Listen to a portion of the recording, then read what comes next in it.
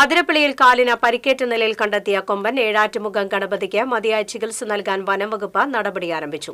കൊമ്പൻ കഴിഞ്ഞ ദിവസത്തേക്കാൾ അവശ നിലയിലാണെന്നാണ് സൂചന. മുൻഭാഗത്തെ വലത് കാലിന്റെ പാദത്തിലാണ് പരിക്കുള്ളത്. അണുബാധയുണ്ടാകാനും സാധ്യത കൂടുതലാണെന്നും ഡിഎഫ്ഒ പറഞ്ഞു.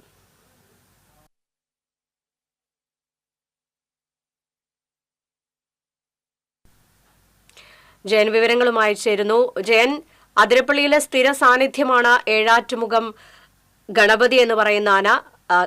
ഈ ആന കൂടുതൽ ജനശ്രദ്ധ ആകർഷിക്കുന്നത് നമുക്കറിയാം. മസ്തകത്തിൽ പരിക്കേറ്റ ആനയെ താങ്ങി നിർത്തിയ ഒരു സംഭവം ഉണ്ടായിരുന്നു. ഇന്നിപ്പോൾ ആനയ്ക്ക് കാലിന് പരിക്കേറ്റതായാണ് ലഭ്യമാകുന്ന വിവരം. അത് കൂടുതൽ ഗുരുതരമായ രീതിയിലേക്ക് അണുബാധ ഉണ്ടാകാനുള്ള സാധ്യതയുണ്ട് എന്നൊക്കെയാണ് ഇപ്പോൾ ലഭിക്കുന്ന വിവരങ്ങൾ.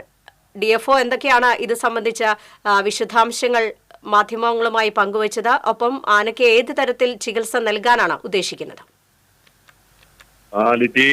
പരിക്ക് പറ്റിയിട്ടുള്ള ഏറ്റുമുഖം ഗണപതിയെ ഇപ്പോഴും വനപാലക സംഘം നിരീക്ഷിക്കുകയാണ്.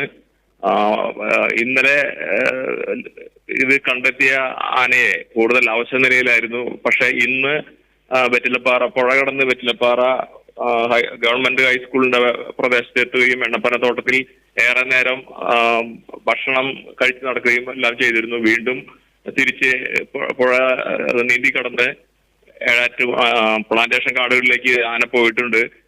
ഒപ്പം നിരീക്ഷണമായി വനപാലകരും പിന്നാലെ സഞ്ചരിക്കുന്നു.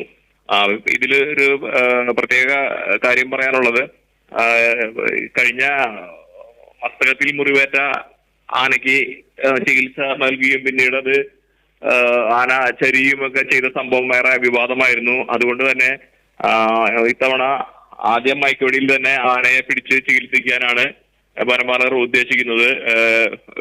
വീണ്ടും ചികിത്സിച്ച് തിരിച്ച് പ്രാഥമിക ചികിത്സ നൽകി തിരിച്ചുവിട്ടാൽ ഒരു പക്ഷെ പഴയ സംഭവം ആവർത്തിക്കുമെന്നൊരു ഭയം വനപാലകർക്കുണ്ട്. അതുകൊണ്ട് തന്നെ ആദ്യഘട്ടത്തിൽ തന്നെ ആനയെ കുങ്കിയാനുള്ള സഹായത്തോടെ ഇതിനെ പിടികൂടി ഇവിടെ നിന്ന് കൊണ്ടുപോകാനാണ് ഉദ്ദേശിക്കുന്നത്.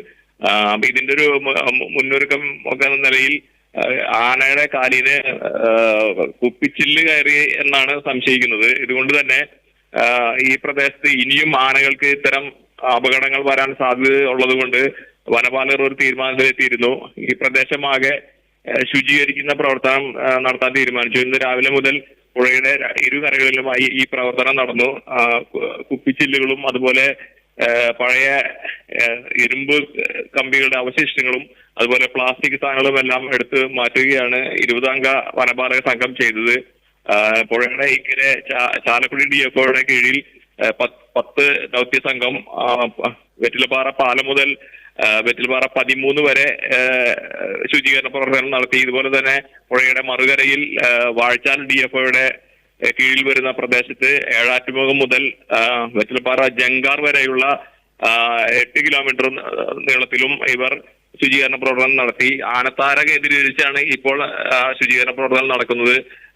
വീണ്ടും അത് മറ്റു ഭാഗങ്ങളിലേക്ക് വ്യാപിക്കാൻ സാധ്യതയുണ്ട്. കാരണം ആനത്താരയിൽ മാത്രമല്ല ആനകൾ ഇപ്പോൾ സഞ്ചരിക്കുന്നത്. തീറ്റ തേടിയെത്തുന്ന ആനകൾ എണ്ണത്തോട്ടത്തിലാകെ ഇപ്പോൾ ചുറ്റിത്തിരിയുന്നുണ്ട്. അതുകൊണ്ട് തന്നെ ഈ പ്രദേശത്ത് ആകെ ഇത്തരമൊരു ഡ്രൈ ഡേ അടുത്ത ദിവസം കൂടി നടത്താൻ വനംവകുപ്പ് ആലോചിക്കുന്നുണ്ട്. അതോടൊപ്പം എത്രയും വേഗം CCFന്റെ ഉത്തരവ് ലഭിച്ചാൽ ആനയെ പിടികൂടി ചികിത്സയ്ക്കായി കൊണ്ടുപോകുമെന്നാണ് വാഴച്ചാൽ DFO R ലക്ഷ്മി നമ്മളോട് പറഞ്ഞിരിക്കുന്നത്. ലിറ്റി ശരി, ജയൻ വിശദാംശങ്ങൾ നൽകിയതിന്. അതിരപ്പള്ളിയിൽ കാലിന് പരിക്കേറ്റ നിലയിൽ കണ്ടെത്തിയ കൊമ്പൻ ഏഴാറ്റുമുഖം ഗണപതിക്ക് മതിയായ ചികിത്സ നൽകാൻ വനംവകുപ്പ് നടപടി ആരംഭിച്ചു. ആനയെ കുങ്കി ആനകളുടെ സഹായത്തോടുകൂടി പിടികൂടി മതിയായ ചികിത്സ നൽകാനാണ് ഇപ്പോൾ തീരുമാനിച്ചിട്ടുള്ളതെന്നാണ് DFO മാധ്യമങ്ങളോട് പറഞ്ഞത്.